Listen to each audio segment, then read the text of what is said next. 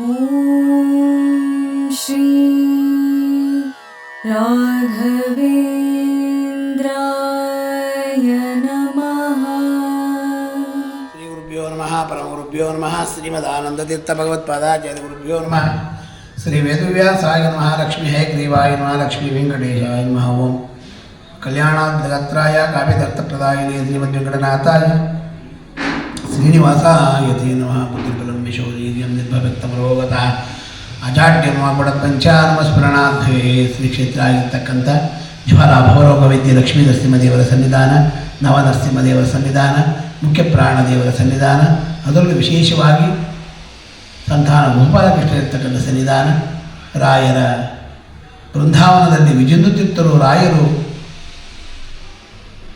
ಮೂರೂ ಮೃತಿಕೆ ಇರ್ತಕ್ಕಂಥ 48 ಸಾಲಿಗ್ರಾಮ ಇರ್ತಕ್ಕಂಥ ಇಂಥ ಕ್ಷೇತ್ರದಲ್ಲಿ ರಾಘವೇಂದ್ರ ಸ್ವಾಮಿಗಳು ಪ್ರತಿಯೊಬ್ಬರಿಗೂ ಒಳ್ಳೆಯ ಆರೋಗ್ಯ, ಒಳ್ಳೆಯ ಭಾಗ್ಯ ಸಂಪತ್ತನ್ನು ಕುಟುಂಬವನ್ನು ಉದ್ಧಾರ ಮಾಡಲಿ ಅಂತೇಳಿ ಭಗವಂತನಲ್ಲಿ ಪ್ರಾರ್ಥನೆ ಮಾಡ್ತಾ, 3ನೇ ತಾರೀಕು ವಿಶೇಷವಾಗಿ ಪೌರ್ಣಮಿ, ಪಾಲ್ಗುಣ ಮಾಸ, ವಿಶ್ವವಸು ನಾಮ ಸಂವತ್ಸರ ಪಾಲ್ಗುಣ ಮಾಸ ಶುಕ್ಲ ಪಕ್ಷ ಪೌರ್ಣಮಿ. ಅವತ್ತಿನ ದಿವಸ ವಿಶೇಷವಾಗಿರ್ತಕ್ಕಂಥ ದಿನ 3ನೇ ತಾರೀಕು, 3ನೇ ತಿಂಗಳು 2026 ಮಂಗಳವಾರ. ಗ್ರಹಣ, ವಿಶೇಷವಾಗಿ ಗ್ರಹಣ ಸ್ಪರ್ಶಕಾಲ. ಗ್ರಹಣ ಅಂದರೆ ವಿಶೇಷವಾಗಿ ಏನಪ್ಪ ಅಂತಂದರೆ ಸೂರ್ಯನ ವಿಶೇಷವಾಗಿರ್ತಕ್ಕಂಥ ಅನುಗ್ರಹಗಳು ಆಗಬೇಕು. ಗ್ರಹಣ ಕಾಲದಲ್ಲಿ ಹೆಣ್ಣು ಮಕ್ಕಳು ಬಸರಿಯಾಗಿರ್ತಾರೆ, ಬೇರೆ ಬೇರೆ ರೀತಿಯಲ್ಲಿ ಆರೋಗ್ಯದಲ್ಲಿ ಸಮಸ್ಯೆಗಳಿರುತ್ತೆ, ಮಕ್ಕಳನ್ನು ಹಡಿಬೇಕು, ಅಂಥವೆಲ್ಲವೂ ಒಂದು ವಿಶೇಷವಾಗಿರ್ತಕ್ಕಂಥ ಒಂದು ದಿನಗಳು. ಅದರಲ್ಲೂ ಗ್ರಹಣ ಕಾಲದಲ್ಲಿ ತುಂಬಿದ ಗರ್ಭಿಣಿಯವರು ಆ ಗ್ರಹಣ ಕಾಲದಲ್ಲಿ ಮನೆಯಲ್ಲಿ ವಿಶೇಷವಾಗಿ ಆ ಗ್ರಹಣವನ್ನು ನೋಡಬಾರದು. ಗ್ರಹಣವನ್ನು ನೋಡಿದರೆ ಏನಾಗುತ್ತೆ, ಆ ಗ್ರಹಣ ಕಾಲದಲ್ಲಿ ಆಚೆ ಹೋಗಬೇಕು, ಆಚೆ ಹೋಗ್ಬಿಡ್ದು, ಬೇರೆ ಏನು ರೀತಿಯನ್ನು ಮಾಡಿಕೊಡ್ದು. ಯಾಕೆ ಆ ರೀತಿ ಮಾಡಿಕೊಡ್ದು ಅಂತಕ್ಕಂಥದ್ದು. ಆ ರೀತಿ ಮಾಡಿದಾಗ ಏನಾಗುತ್ತೆ ಅಂತಂದರೆ ಹುಟ್ಟುವ ಮಕ್ಕಳು ಅವರಿಗೆ ಆರೋಗ್ಯದಲ್ಲಿ ಸಮಸ್ಯೆಗಳಾಗತಕ್ಕಂಥ ಭಾಗ್ಯ ಇರುತ್ತೆ. ಆ ಆರೋಗ್ಯದಲ್ಲಿ ಸಮಸ್ಯೆ ಆದಾಗ ಕೈ ಕಾಲು ಇಲ್ಲ ಕಿವಿ ಕೇಳಿಸ್ತಾ ಇರ್ತಕ್ಕಂಥದ್ದು, ಇಂಥವೆಲ್ಲ ಸಮಸ್ಯೆಗಳು ವಿಶೇಷವಾಗಿರ್ತಕ್ಕಂಥದ್ದು. ಅದಕ್ಕೋಸ್ಕರವಾಗಿ ಅವರು ಏನೇ ಒಂದು ಆ ಗ್ರಹಣ ಕಾಲದಲ್ಲಿ ಸ್ಪರ್ಶಕಾಲದಿಂದ ಗ್ರಹಣ ಮುಗಿಯುವ ತನಕ ಅವರು ಒಂದು ರೂಮಿನಲ್ಲಿ ಕುಳಿತುಕೊಂಡಿರಬೇಕು. ಯಾವುದು ಆ ಗಾಳಿಯನ್ನು ಬೇರೆ ಒಂದು ಯಾವುದೂ ನೋಡಿಕೊಡೋದು ಅವರು, ಅದರಿಂದ ಅವರಿಗೆ ಫಲ ಸಿಗ್ತಕ್ಕಂಥ ಭಾಗ್ಯ ಅತಿ ಹೆಚ್ಚಾಗಿರ್ತಕ್ಕಂಥ ಭಾಗ್ಯ ಇರುತ್ತೆ. ಅದಕ್ಕೋಸ್ಕರವಾಗಿ ಗ್ರಹಣ ಕಾಲದಲ್ಲಿ, ಅದು ಮಂಗಳವಾರನೇ ಬಂದಿರೋದರಿಂದ ಗ್ರಹಣ ಭಾಳ ವಿಶೇಷವಾಗಿರ್ತಕ್ಕಂಥದ್ದು. ಅದು ಯಾವ ನಕ್ಷತ್ರಕ್ಕೆ ವಿಶೇಷವಾಗಿ ಬರುತ್ತೆ ಅಂತಂದರೆ ಈ ಪುಬ್ಬಾ ನಕ್ಷತ್ರ ಸಿಂಹರಾಶಿಯವರಿಗೆ, ಮಕಾ ನಕ್ಷತ್ರ ಸಿಂಹರಾಶಿಯವರಿಗೆ ಆ ಗ್ರಹಣ ವಿಶೇಷವಾಗಿರ್ತಕ್ಕಂಥದ್ದು, ಅದ್ಭುತವಾಗಿರ್ತಕ್ಕಂಥದ್ದು. ಅದಕ್ಕೋಸ್ಕರವಾಗಿ ಸ್ಪರ್ಶಕಾಲದಲ್ಲಿ ವಿಶೇಷ. ಆ ಸ್ಪರ್ಶಕಾಲ ಬಂದು ಮಧ್ಯಾಹ್ನ 3:19 ಸ್ಪರ್ಶಕಾಲ ಆಗಿದಾಗ ಮಧ್ಯಾಹ್ನ 4:24 ವಿಶೇಷವಾಗಿರ್ತಕ್ಕಂಥದ್ದು. ಸಂಜೆ 5:04 ವಿಶೇಷವಾಗಿ ಬರತಕ್ಕಂಥದ್ದು. ಸಂಜೆ 5:31 ಗ್ರಹಣ. ಸೂರ್ಯನ ಸಂಜೆ 6:26 ಆ ಗ್ರಹಣ ವಿಶೇಷವಾಗಿ ನಮಗೆ ಮೋಕ್ಷಕಾಲ ಇರ್ತಕ್ಕಂಥದ್ದು. ಅದಕ್ಕೋಸ್ಕರವಾಗಿ 7 ಗಂಟೆ ತನಕ ಆ ಗ್ರಹಣ ಚಂದ್ರಗ್ರಹಣ ಇರ್ತಕ್ಕಂಥದ್ದೇ. ಅದಕ್ಕೋಸ್ಕರವಾಗಿ ಈ ಚಂದ್ರಗ್ರಹಣದಲ್ಲಿ ವಿಶೇಷವಾಗಿ ಆ ಗ್ರಹಣ ರೀತಿಯಾಗಿರ್ತಕ್ಕಂಥದ್ದು 4 ಯಾಮಗಳು ವಿಶೇಷವಾಗಿರ್ತಕ್ಕಂಥದ್ದು. ಈ ಭೋಜನಗಳದಾಗಲಿ ಇನ್ನೊಂದಾಗಲಿ ಎಲ್ಲವನ್ನು 1 ಗಂಟೆ 12 ಗಂಟೆ ಒಳಗಡೆ ನಾವು ಎಲ್ಲವನ್ನು ಮಾಡಬೇಕು. ಈ ಗ್ರಹಣದಲ್ಲಿ ಪುಬ್ಬಾ ನಕ್ಷತ್ರದಲ್ಲಿ ಬಹಳ ವಿಶೇಷವಾಗಿರ್ತಕ್ಕಂಥದ್ದು ಚಂದ್ರಗ್ರಹಣ. ಅದರಲ್ಲೂ ವಿಶೇಷವಾಗಿ ಆ ಚಂದ್ರಗ್ರಹಣ 6:28 ಶುರುವಾಗಿ 6:49 ತನಕ ವಿಶೇಷವಾಗಿ 19 ನಿಮಿಷಗಳ ಕಾಲ ಅದ್ಭುತವಾಗಿರ್ತಕ್ಕಂಥದ್ದು. ಯಾಕೆಂದರೆ ಸೂರ್ಯನೂ ಇರ್ತಾನೆ, ಚಂದ್ರನೂ ಇರ್ತಾನೆ. ಅದಕ್ಕೋಸ್ಕರವಾಗಿ ಸೂರ್ಯ ಮತ್ತು ಚಂದ್ರ ಎಲ್ಲರಿಗೂ ಅನುಗ್ರಹವನ್ನು ಮಾಡ್ತಕ್ಕಂಥವನಾಗ್ತಾನೆ. ಅದಕ್ಕೋಸ್ಕರವಾಗಿ ಈ ಗ್ರಹಣ ವಿಶೇಷ. ಈ ಗ್ರಹಣದಲ್ಲಿ ವಿಶೇಷವಾಗಿ ಏನಪ್ಪ ಅಂದರೆ ವೃಶ್ಚಿಕ ರಾಶಿ, ಮೀನ ರಾಶಿ, ಮಿಥುನ ರಾಶಿಯವರಿಗೆ ಶುಭ ಫಲ ಇರ್ತಕ್ಕಂಥದ್ದು. ಆದರೆ ಧನುಸ್ಸು ರಾಶಿ, ಕುಂಭರಾಶಿ, ಮೇಷ ಮತ್ತು ಕರ್ಕಾಟಕ ರಾಶಿಯವರು ಮಿಶ್ರ ಫಲಗಳಿರ್ತಕ್ಕಂಥದ್ದು. ಅದರಲ್ಲೂ ವಿಶೇಷವಾಗಿ ಸಿಂಹ, ಕನ್ಯಾ, ಮಕರ, ವೃಷಭ ರಾಶಿಯವರಿಗೆ ಗ್ರಹಣ ವಿಶೇಷವಾಗಿರ್ತಕ್ಕಂಥದ್ದು. ಅದಕ್ಕೋಸ್ಕರವಾಗಿ ಈ ಮಕರ ಸಿಂಹದಲ್ಲಿ ವಿಶೇಷವಾಗಿ ಹುಟ್ಟಿದವರಿಗೆ ಸಿಂಹರಾಶಿ, ಮಕಾ ನಕ್ಷತ್ರ ಸಿಂಹರಾಶಿ, ಪುಬ್ಬಾ ನಕ್ಷತ್ರ ಸಿಂಹರಾಶಿ, ಈ ನಕ್ಷತ್ರದಲ್ಲಿರ್ತಕ್ಕಂಥವರಿಗೆ ಶಾಂತಿ ಹೋಮಗಳನ್ನು ವಿಶೇಷ ಮಾಡಿಸ್ಕೊಂಡಾಗ ಅವರಿಗೆ ವಿಶೇಷವಾಗಿರ್ತಕ್ಕಂಥ ಫಲ ದೊರೆಯತಕ್ಕಂಥದ್ದು. ಉತ್ತರಾಷಾಢ ನಕ್ಷತ್ರ, ಧನುಷ್ ರಾಶಿ, ಉತ್ತರಾಷಾಢ ನಕ್ಷತ್ರ, ಉತ್ತರಾಷಾಢ ನಕ್ಷತ್ರ,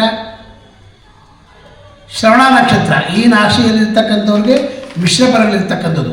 ಅದಕ್ಕೋಸ್ಕರವಾಗಿ ಈ ನಕ್ಷತ್ರಗಳಲ್ಲಿ ವಿಶೇಷವಾಗಿ ನಕ್ಷತ್ರದವರೆಲ್ಲ ವಿಶೇಷವಾಗಿ ಅದಕ್ಕೆ ಜಪ ತಪಗಳೆಲ್ಲ ಹೋಮಗಳೆಲ್ಲ ಮಾಡ್ಕೊಳ್ತಕ್ಕಂಥದ್ದಾಗಿ ವೃಷಭ ರಾಶಿಯವರಿಗೆ ಬಹಳ ವಿಶೇಷವಾಗಿದೆ. ಇದನ್ನು ವೃಷಭ ರಾಶಿ, ವೃಷಭ ನಕ್ಷತ್ರ, ರೋಹಿಣಿ ನಕ್ಷತ್ರದಲ್ಲಿರ್ತಕ್ಕಂಥವ್ರಿಗೆ ಇವೆಲ್ಲ ಗ್ರಹಣ ವಿಶೇಷವಾಗಿರ್ತಕ್ಕಂಥದ್ದು.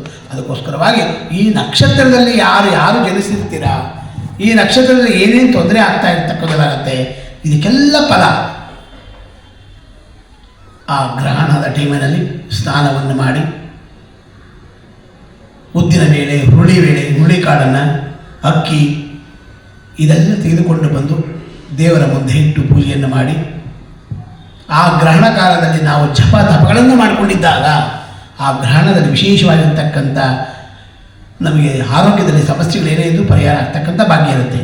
ಅಕ್ಕಿಯನ್ನು, ಉದ್ದಿನ ಬೇಳೆಯನ್ನು, ಹುರುಳಿಯನ್ನು ಕೊಡಬೇಕಾದ್ರೆ ಹಾಗೆ ಕೊಡ್ಕೊಡು, ಒಂದು ಇಡೀ ದಕ್ಷಿಣೆಯನ್ನು ಕೊಟ್ಟು ನಮಸ್ಕಾರವನ್ನು ಮಾಡಬೇಕಂತೆ. ಅದರಿಂದ ಬೆಲ್ಲ, ಈ ಚಂದ್ರನೂ ಇರೋದರಿಂದ, ಯಾಕೆಂದರೆ ಸೂರ್ಯ ಮತ್ತು ಚಂದ್ರ, ಆ ಸೂರ್ಯನಿಗೆ ವಿಶೇಷವಾಗಿ ಬರ್ತಕ್ಕಂಥದ್ದು ಗೋಧಿ.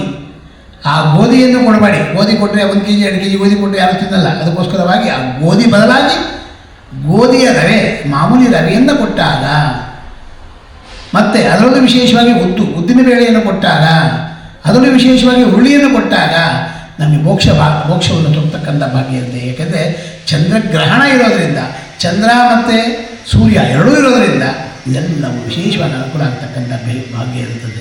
ಮತ್ತು ಈ ಚಂದ್ರನ ಮತ್ತು ಸೂರ್ಯನ ವಿಶೇಷವಾಗಿರ್ತಕ್ಕಂಥದ್ದು ಬೆಳ್ಳಿಯನ್ನು ದಾನ ಕೊಡ್ಬೋದು.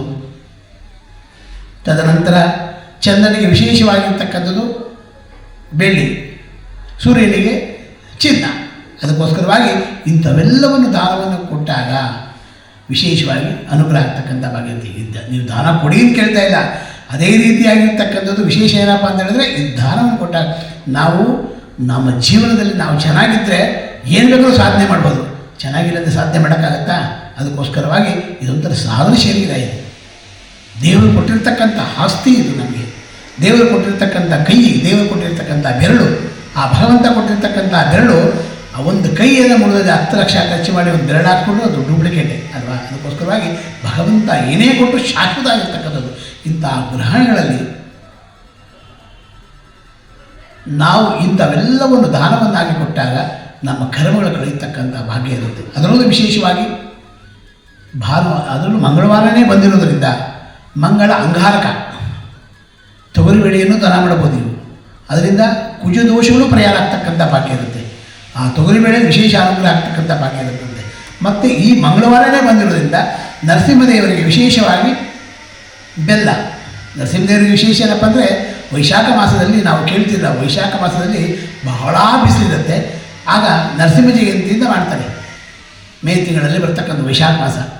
ಆಗ ಪಾನಕಗಳು, ಮೊಸರು, ಮಜ್ಜಿಗೆ ಇಂಥವೆಲ್ಲವೂ ದಾನ ಮಾಡ್ತಾರೆ. ಅದೇ ರೀತಿಯಾಗಿ ನೀವು ಆ ಗ್ರಹಣದ ಟೈಮಿನಲ್ಲಿ ಪೂಜೆಯನ್ನು ಮಾಡಿ ಮೊಸರಿಗೂ ಇಂಥವೆಲ್ಲವೂ ದಾನವನ್ನು ಕೊಟ್ಟಾಗ ಕೊನೆಯಲ್ಲಿ ಎಲ್ಲವೂ ಗ್ರಹಣ ಆದ ನಂತರ ನೀವು ಮನೆಯಲ್ಲಿ ಸ್ನಾನವನ್ನು ಮಾಡಿ ದೇವಸ್ಥಾನಕ್ಕೆ ಹೋಗಿ, ಆ ದೇವಸ್ಥಾನಕ್ಕೆ ಹೋಗಿ ರಾಯರ ಮಠ ಆಗಿರ್ಬೋದು, ನರಸಿಂಹದೇವರ ಸನ್ನಿಧಾನ ಆಗಿರ್ಬೋದು, ಶೇಷದೇವರ ಸನ್ನಿಧಾನ ಆಗಿರ್ಬೋದು, ರುದ್ರದೇವರ ಸನ್ನಿಧಾನ ಆಗಿರ್ಬೋದು, ನಿಮ್ಮ ಮನೆ ಹತ್ರ ಯಾವ ಯಾವ ದೇವಸ್ಥಾನಗಳಿದೆ ಆ ದೇವಸ್ಥಾನಕ್ಕೆ ಹೋಗಿ ಇಂಥವೆಲ್ಲವನ್ನು ದಾನವನ್ನಾಗಿ ಕೊಟ್ಟಾಗ ನಿಮಗೆ ಇದಿರ್ತಕ್ಕಂಥ ಎಲ್ಲ ದೋಷಗಳು ಪರಿಹಾರ ಆಗ್ತಕ್ಕಂಥ ಭಾಗ್ಯ ಇರುತ್ತೆ.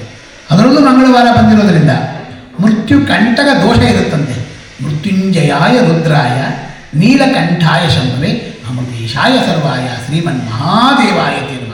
ಈ ಬೂತ್ ಕುಂಬಳಕಾಯಿ, ಬೆಲ್ಲ ಇಂಥವೆಲ್ಲವೂ ದಾನ ಕೊಡ್ಬೋದಂತೆ. ಅದರಿಂದ ಮೃತ್ಯು ಕಂಟಕ ದೋಷ ಪರಿಹಾರ ಆಗ್ತಕ್ಕಂಥ ಭಾಗ್ಯ ಇರುತ್ತೆ. ಉಪ್ಪಿನಲ್ಲಿ ಬಹಳ ವಿಶೇಷವಾಗಿರ್ತಕ್ಕಂಥ ಅರ್ಥ ಇರುತ್ತೆ. ಎಣ್ಣೆ ಇಂಥವೆಲ್ಲ ದಾನ ಕೊಟ್ಟಾಗ ಆ ಮೃತ್ಯು ಕಂಟಕ ದೋಷ ಪರಿಹಾರ ಆಗ್ತಕ್ಕಂಥ ಭಾಗ್ಯ ಇರೋದ್ರಿಂದ ಅದಕ್ಕೋಸ್ಕರವಾಗಿ ಈ ಚಂದ್ರಗ್ರಹಣ ಬಹಳ ವಿಶೇಷವಾಗಿರ್ತಕ್ಕಂಥದ್ದು. ಈ ವರ್ಷದಲ್ಲಿ ಕೊನೆಯ ಪಾಲ್ಗುಣ ಮಾಸದ ವಿಶೇಷವಾಗಿ ಉತ್ತರಾಯಣ ಪುಣ್ಯಕಾಲ, ಶುಕ್ಲ ಪಕ್ಷದಲ್ಲಿ ವಿಶೇಷವಾಗಿ ಬಂದಿರತಕ್ಕಂಥದ್ದು ಇವೆಲ್ಲ.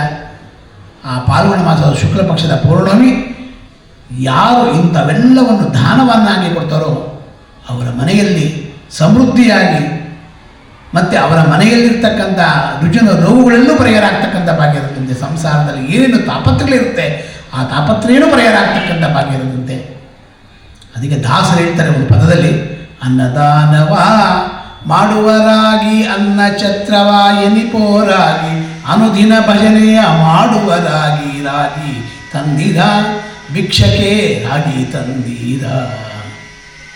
ಯೋಗ್ಯರಾಗಿ ಭೋಗ್ಯರಾಗಿ ಭಾಗ್ಯವಂತರು ನೀವಾಗಿ. ಯೋಗ್ಯರಾಗಬೇಕಂತೆ, ಭೋಗ್ಯರಾಗಬೇಕಂತೆ, ಭಾಗ್ಯವಂತರಾಗಬೇಕಂತೆ ನಾವೆಲ್ಲ. ಅದಕ್ಕೋಸ್ಕರವಾಗಿ ಇಂಥ ಚಂದ್ರಗ್ರಹಣದಲ್ಲಿ ನಾವು ತಪಸ್ಸನ್ನು ಮಾಡಬೇಕು, ಧ್ಯಾನವನ್ನು ಮಾಡಬೇಕು. ನದಿ ತೀರದಲ್ಲಿ ಹೋಗಿ ಸ್ನಾನವನ್ನು ಮಾಡಬಹುದು, ಜಪ ತಪಗಳನ್ನು ಮಾಡಬಹುದು. ಅದರಲ್ಲೂ ವಿಶೇಷವಾಗಿ ಈ ನಕ್ಷತ್ರದಲ್ಲಿ ಮಖಾ ನಕ್ಷತ್ರ ಸಿಂಹರಾಶಿಯಲ್ಲಿ, ಮಕರ ರಾಶಿ ಇರತಕ್ಕಂಥವರಿಗೆ ಉತ್ತರಾಷಾಢ ನಕ್ಷತ್ರ, ಪೂರ್ವಾಷಾಢ ನಕ್ಷತ್ರ, ಶ್ರವಣ ನಕ್ಷತ್ರದಲ್ಲಿರ್ತಕ್ಕಂಥವ್ರಿಗೆ ಇವರೆಲ್ಲರಿಗೂ ವಿಶೇಷವಾಗಿರ್ತಕ್ಕಂಥ ಗ್ರಹಣದಲ್ಲಿ ವಿಶೇಷ ತೊಂದರೆ ಆಗ್ತಕ್ಕಂಥ ಭಾಗ್ಯ ಇರುತ್ತೆ. ಆದರೆ ದೇವರ ಸ್ಮರಣೆ, ಭಗವಂತನ ಸ್ಮರಣೆಯನ್ನು ಮಾಡಿದಾಗ ವೃಷಭ ರಾಶಿ ಆಗಿರ್ಬೋದು, ರೋಹಿಣಿ ನಕ್ಷತ್ರ, ಪುರುಷ ನಕ್ಷತ್ರ, ಇವರಿಗೆಲ್ಲರಿಗೂ ಅನುಗ್ರಹ ಆಗ್ತಕ್ಕಂಥ ಭಾಗ್ಯ ನಿಮ್ಮ ಗುರುಗಳ ಸ್ಮರಣೆಯನ್ನು ಮಾಡಿದಾಗ, ರಾಯರ ಸ್ಮರಣೆಯನ್ನು ಮಾಡಿ, ರಾಯರ ಸ್ತೋತ್ರವನ್ನು ಪಠಣೆಯನ್ನು ಮಾಡಿ, ರಾಯರ ಸ್ತೋತ್ರದಿಂದ ನಮ್ಮಲ್ಲಿರ್ತಕ್ಕಂಥ ರುಚಿ ನೋವುಗಳೆಲ್ಲವೂ ಪರಿಹಾರ ಆಗ್ತಕ್ಕಂಥ ಭಾಗ್ಯ ಇರುತ್ತೆ. ಗ್ರಹಣದ ಟೈಮಿನಲ್ಲಿ ನಾವು ರಾಯರ ಸ್ತೋತ್ರವನ್ನು ಪಠಣೆಯನ್ನು ಮಾಡಿ 21 ಬಾರಿ ರಾಯ ಸ್ತೋತ್ರವನ್ನು ಹೇಳಿ, ಆ ಸ್ತೋತ್ರದಿಂದ ವಿಶೇಷ ಅನುಗ್ರಹ ಆಗುತ್ತೆ.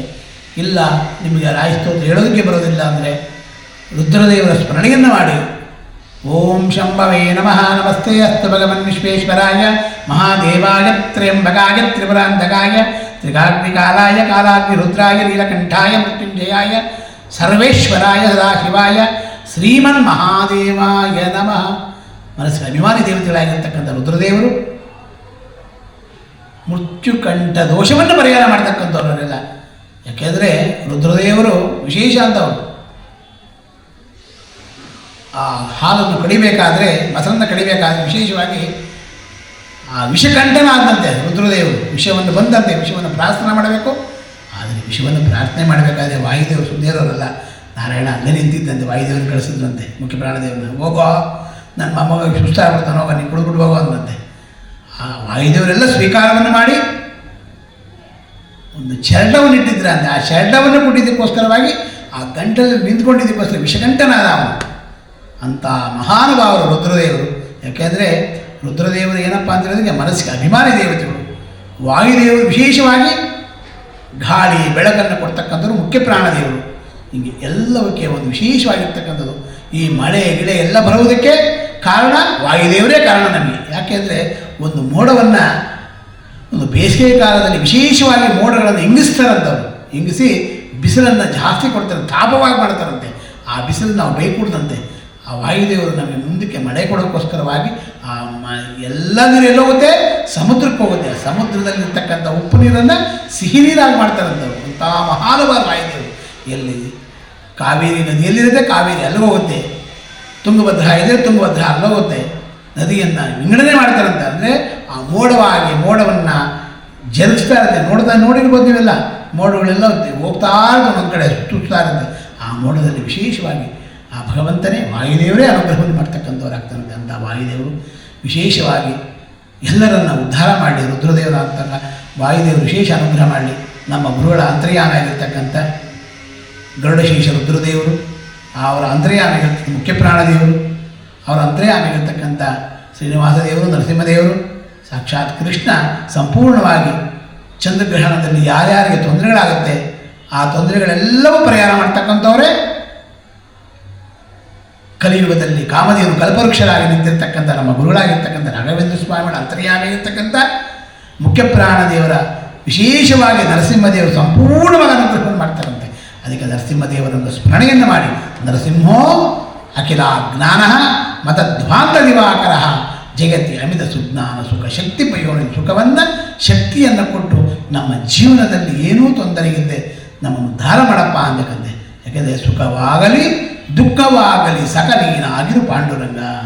ಸುಖದಲ್ಲೂ ಭಗವಂತ ಬೇಕು, ದುಃಖದಲ್ಲೂ ಭಗವಂತ ಬೇಕು, ಎಲ್ಲಕ್ಕೂ ಭಗವಂತ ಬೇಕು. ಅದಕ್ಕೋಸ್ಕರವಾಗಿ ಇಂತಹ ಚಂದ್ರಗ್ರಹಣದಲ್ಲಿ ಯಾರು ಜಪ ತಪಗಳನ್ನು ಮಾಡ್ತೀರಾ, ಯಾರು ಜಪ ತಪವನ್ನು ಮಾಡಿ ದಾನ ಧರ್ಮಗಳನ್ನು ಮಾಡ್ತೀರಾ, ಅದರಲ್ಲೂ ವಿಶೇಷವಾಗಿ ಯಾವ ನಕ್ಷತ್ರಗಳಿಗೆ ಏನೇನು ತೊಂದರೆಗಳಿದೆ ಆ ತೊಂದರೆಗಳೆಲ್ಲ ಪರಿಹಾರ ಮಾಡೋದಕ್ಕೋಸ್ಕರವಾಗಿ ಅಕ್ಕಿ, ಉದ್ದಿನಬೇಳೆ, ಹುರುಳಿ, ದಕ್ಷಿಣೆ ಸಮೇತವಾಗಿ ಬೆಳ್ಳಿ, ಇಂದು ಚಂದ್ರನಿಗೆ ವಿಶೇಷವಾಗಿ ಇಂಥವೆಲ್ಲವನ್ನು ದಾನವನ್ನು ಮಾಡಿದಾಗ ಗ್ರಹಗಳು ವಿಶೇಷವಾದ ಅನುಗ್ರಹವನ್ನು ಮಾಡ್ತಾರೆ. ಮೇಷ, ವೃಷಭ, ಮಿಥುನ, ಕಟಕ, ಸಿಂಹ, ಕನ್ಯಾ, ತುಲಾ, ವೃಶ್ಚಿಕ, ಧನಸ್ಸು, ಮಕರ, ಕುಂಭ, ಮೀನ ಈ 12 ರಾಶಿಗಳವರೆಗೂ ಭಗವಂತ ವಿಶೇಷವಾಗಿ ಅನುಗ್ರಹವನ್ನು ಮಾಡ್ತಾನೆ.